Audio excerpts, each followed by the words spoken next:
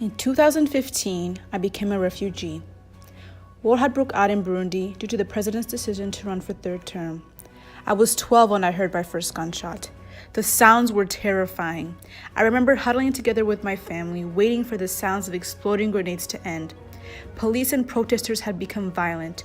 Hundreds of people were brutally killed, and hundreds more were put in prison. Today we want to talk about poverty, a big problem that affects Burundi. Since its independence, Burundi has experienced great instability at all levels. The majority of the people lives in poverty because of problems such as unresolved political conflicts, departure from the labor force, population growth, lack of education, unemployment, and 4 out of 5 live on less than $1 American. The great Nelson Mandela said, "Overcoming poverty isn't a gesture of charity, it's an act of justice."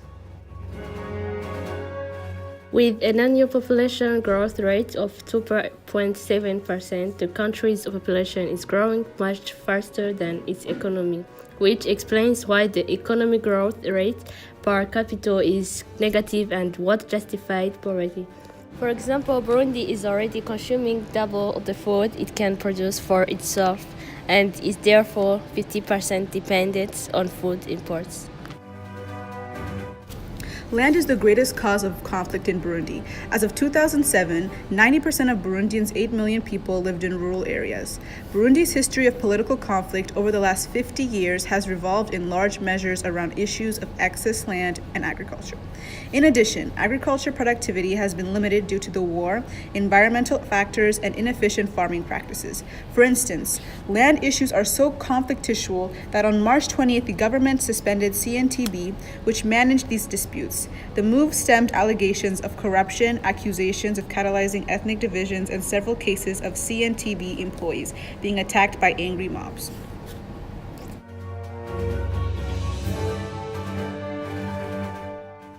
In 2015, when the president announced his third term, I remember it was a Saturday. The people were not happy. They wanted to demonstrate what they felt and started the riot.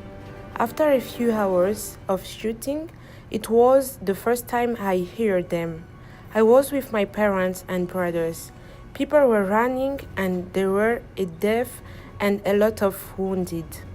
I remember that day, they even closed the radio.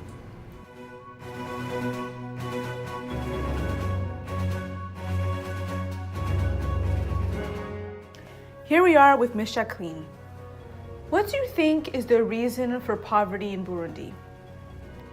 They have potential. They have. It's an agricultural country. They produce, but they can't sell because the country is closed. If you're closing all the borders, the country around and overseas, they can't buy, they can't sell. It's a big issue. So all those things has to be changed and to have the country strive again and become what he used to be. Used to be a country, they called it the country of honey and milk.